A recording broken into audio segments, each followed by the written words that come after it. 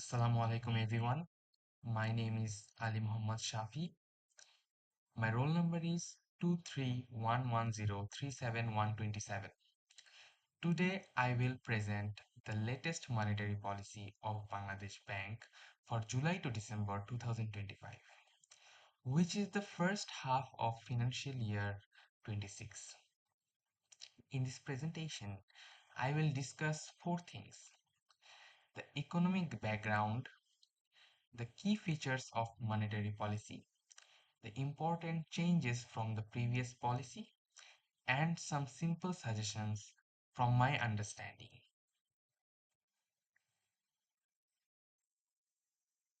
Before looking at the policy, it is important to understand the economic situation. Bangladesh faced high inflation, low foreign exchange reserves, depreciation of the taka, and in rise of non-performing loans. GDP growth also fell below 4%, which is much lower than our usual growth. Because of these problems, Bangladesh Bank set four main objectives: bringing down inflation, stabilize the exchange rate, restore stability and trust in the banking sector, and support important sectors like agriculture and CMSME.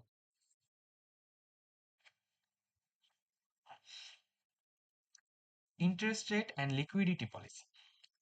The monetary policy continues a tight stance. The repo rate stays at 10%, SLF at 11.5%, and SDF at 8%. Higher interest rates slows down borrowing and reduce excess demand, which helps control inflation. Bangladesh Bank also gave a clear forward guidance, which will it will reduce the policy rate until inflation falls down below around 7%.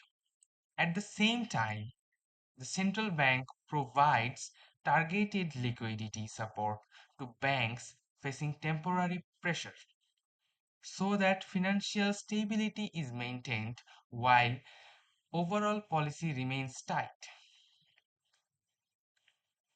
Exchange rate and external sector. A major sector in the policy is the shift to a more flexible exchange rate system. Earlier, the exchange rate was more controlled. Now the interbank sets the Taka dollar rate and Bangladesh Bank only publishes a reference rate based on a real transactions. Bangladesh Bank reduces heavy intervention but still in when volatility becomes too high. This is flexible, helps improve transparency, reduces pressure on the reserves, and encourages remittances and export earnings to come through the banking systems. Money, credit, and banking reforms. Money and credit growth are kept low to support disinflation. Broad money is projected to grow around 8.5%, and private credit growth is planned at 7 to 8%, which is lower than before. This credit growth helps reduce inflation and improves banking discipline.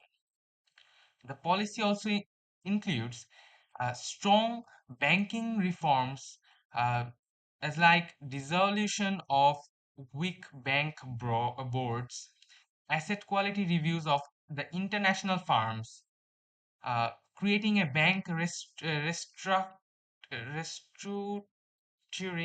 and resolution unit, promoting digital payments like Bangla QR.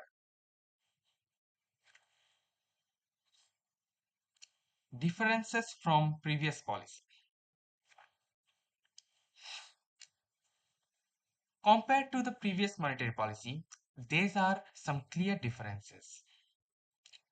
The previous policy was tight, but the new one gives much clearer guidance about when interest rates will change.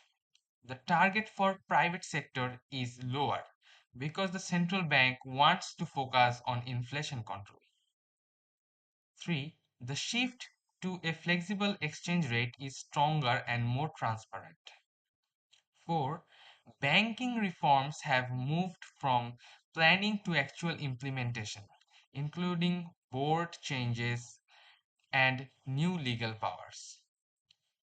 The policy provides more detailed data, projections, and risk analysis than before. Policy tools of Bangladesh Bank, or tools used by the Bangladesh Bank. Bangladesh Bank uses many tools to carry out its monetary policy.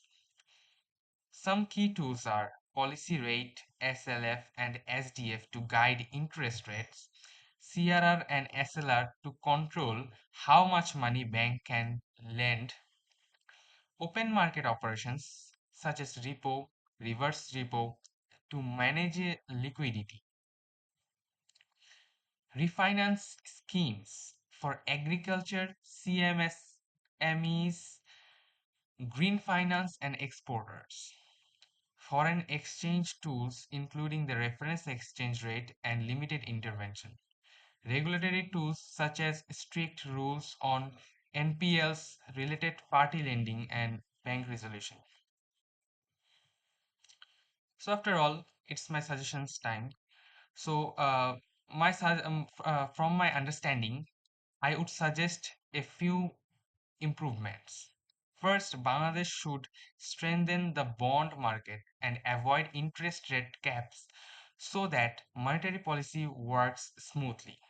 Second, the government must maintain fiscal discipline because monetary policy alone cannot control the inflation. Third, NPL resolution should be faster through special courts and better recovery systems. Fourth, Bangladesh should encourage export diversification and support farms with long-term financing. My fifth suggestions will be as digital finance grows, consumer protection is very important. Finally, the independence of Bangladesh Bank should be protected to ensure strong and unbiased policy decisions. So, thank you for listening. That's all for today.